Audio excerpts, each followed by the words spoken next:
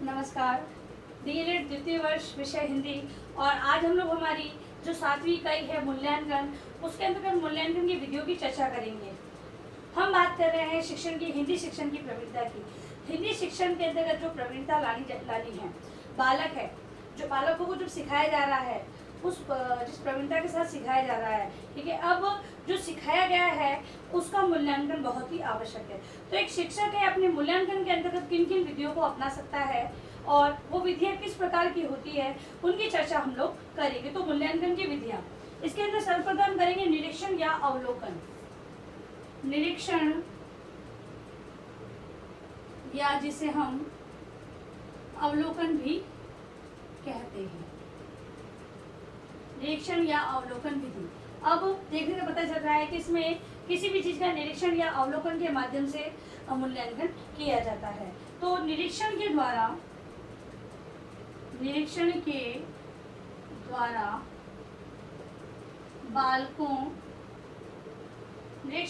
बालकों के सामाजिक विकास,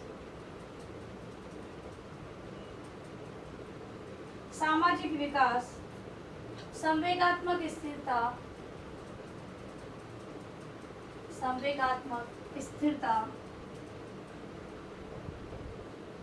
स्थिरता तथा बौद्धिक या जिसे हम मानसिक कह सकते हैं, बौद्धिक या मानसिक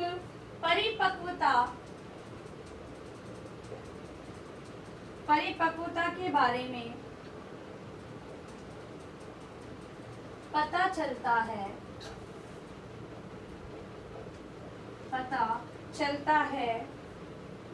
इसके माध्यम से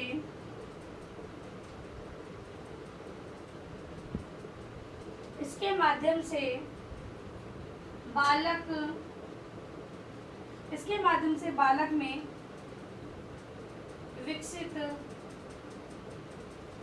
विकसित रुचियों,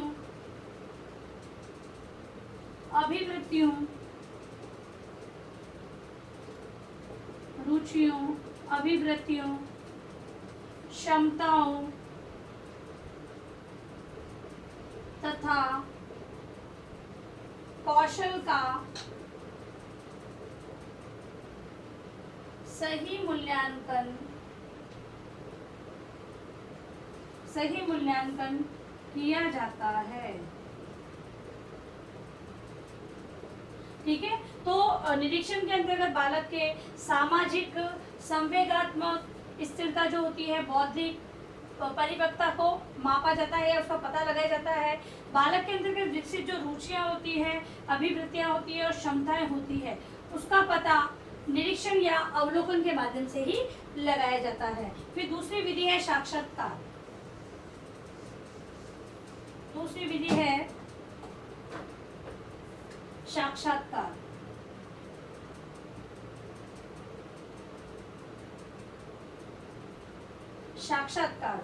देखिए, किसी व्यक्ति से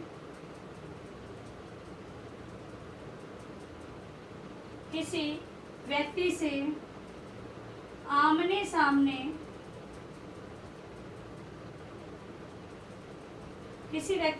सामने वार्तालाप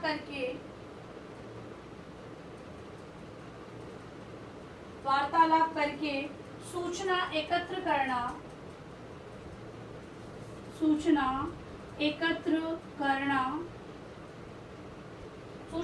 करना साक्षात्कार कहलाता है।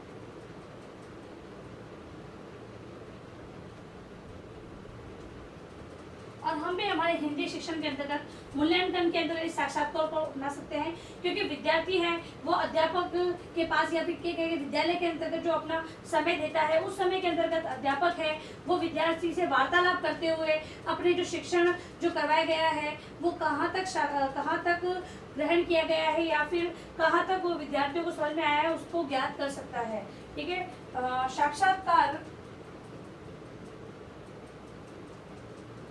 साक्षात्कार से सूचना प्राप्त होने के अतिरिक्त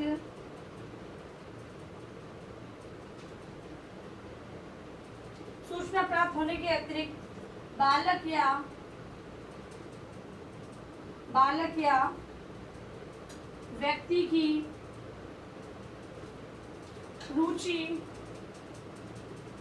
रुचि में वृद्धि व्यक्तित्व एवं मनोवृत्ति में परिवर्तन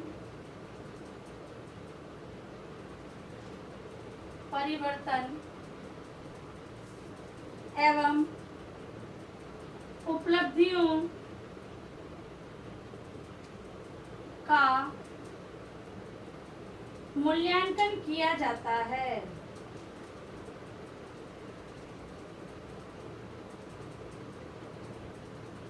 ठीक है, तो साक्षात्कार से इस प्रकार से हम लोग सूचना एकत्रित करके उनकी मनोवृत्तियों में परिवर्तन ला सकते हैं, उनकी रुचि में वृद्धि, क्योंकि किसी बात का ज्ञात होने के बाद, मूल्यांकन के साक्षात्कार लेने के बाद विद्यार्थी की क्या रुचि है उसके बारे में ज्ञात करके उसकी वृद्धि हम लोग कर सकते हैं, मतलब कि उसको आगे उसका विकास किया जा सकता है। और मनोवृत्ति में परिवर्तन, यदि बालक अगर सही नहीं कर रहा है वो किस प्रकार की मनोवृत्ति रखता है, अध्यापक है अपने उचित शिक्षण के माध्यम से उस मनोवृत्ति में परिवर्तन ला सकता है। और शिक्षक है वो साक्षात्कार के माध्यम से उसने जितना सिखाया है, कितना उसने अचीव किया है, वो सारी चीज़ों का ज्ञान इन उपलब्धि के माध्यम से वो कर सकता है। फिर है पड़ताल या चेकलिस्ट। अन्य विधि है तीसरी,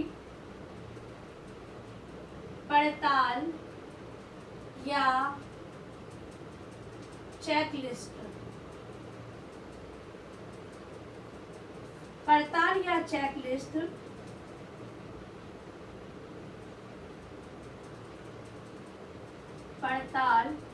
चेकलिस्ट द्वारा सूचीबद्ध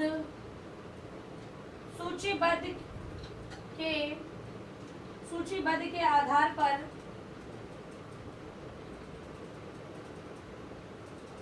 छात्र की क्रियाओं एवं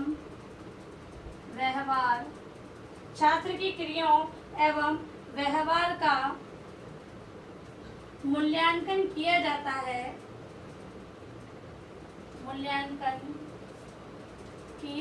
है। इनके द्वारा यानी चेकलिस्ट के द्वारा मूल्यांकन करता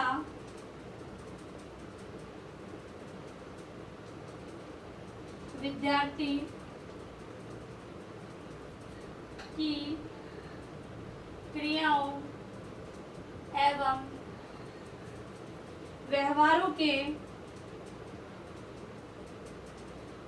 के सम्मुख हाँ या नहीं अथवा सही या गलत का निशान लगाकर उनकी उपयुक्तता की जांच करता है। देखिए जो चेक लिस्ट है उसके अंतर्गत एक अध्यापक एक सूची बनाता है, एक सूची विद्यार्थियों के आधार पर बनाता है। यानी विद्यार्थियों की वो सूची किस प्रकार की होती है, क्रियाएं, कि बालक ये क्रियाएं करता है तो अध्यापक लिखेगा हाँ ठीक है, ये विद्या ना कुछ क्रिया ऐसी होगी जो विद्यार्थी नहीं करता है तो अध्यापक नहीं या गलत का निशान, या तो राइट का या गलत का निशान लगा सकता है या फिर हाँ या नहीं का निशान लगा सकता है। तो इससे इन चेक लिस्टों के माध्यम से बालक के व्यवहार या जो क्रियाएं वो करता है उसका मूल्यांकन किया जा सकता है। यानी कि जो क्रियाएं उसने की है, यानी कि बालक में ये क्रियाएं का विकास हो चुका है, बालक क्रियाओं को करता है, तो इस प्रकार से एक मूल्यांकन किया जा सकता है। फिर है प्रश्नावली।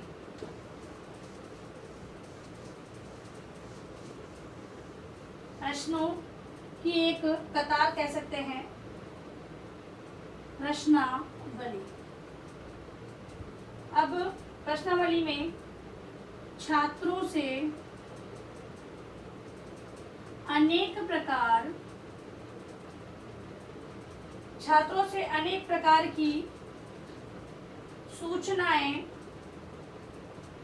सूचनाएं प्राप्त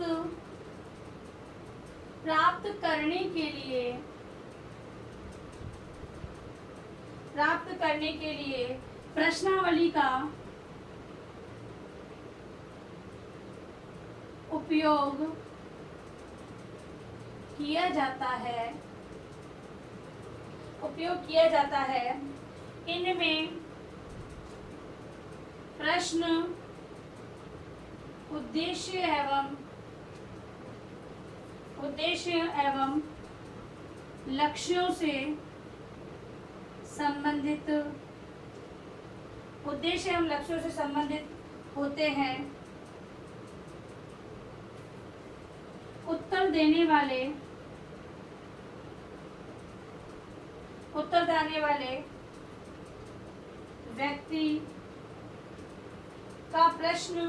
व्यक्ति को प्रश्न पढ़कर केवल चिन्ह